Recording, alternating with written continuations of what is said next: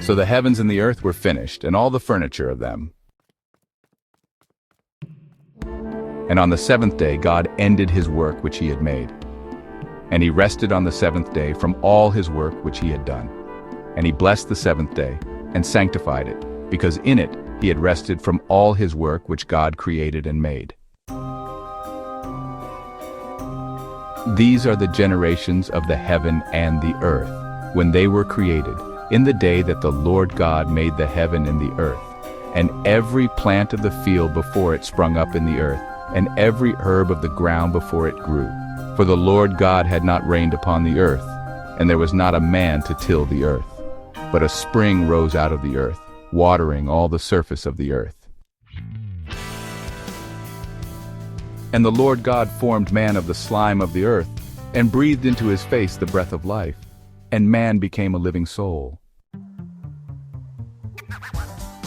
And the Lord God had planted a paradise of pleasure from the beginning, wherein he placed man whom he had formed.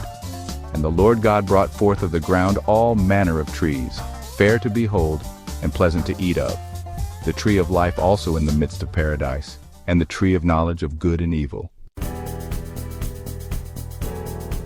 And a river went out of the place of pleasure to water paradise, which from thence is divided into 4 heads. The name of the one is Pheson. That is it which compasseth all the land of Heveleth, where gold groweth.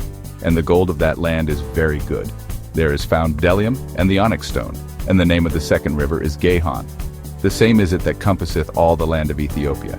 And the name of the third river is Tigris, the same passeth along by the Assyrians. And the fourth river is Euphrates.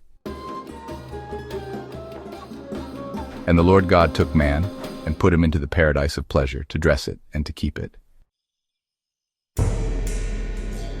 And he commanded him, saying, Of every tree of paradise thou shalt eat, but of the tree of knowledge of good and evil thou shalt not eat.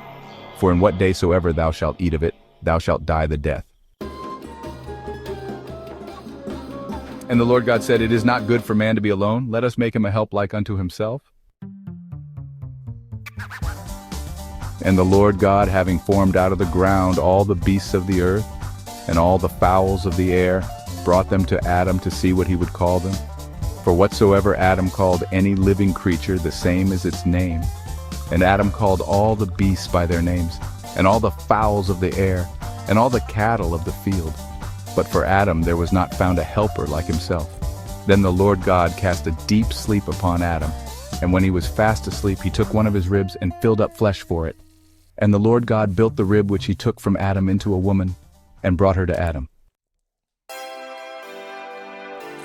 And Adam said, This now is bone of my bones, and flesh of my flesh.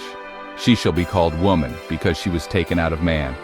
Wherefore a man shall leave father and mother, and shall cleave to his wife, and they shall be 2 in one flesh. And they were both naked, to wit, Adam and his wife, and were not ashamed.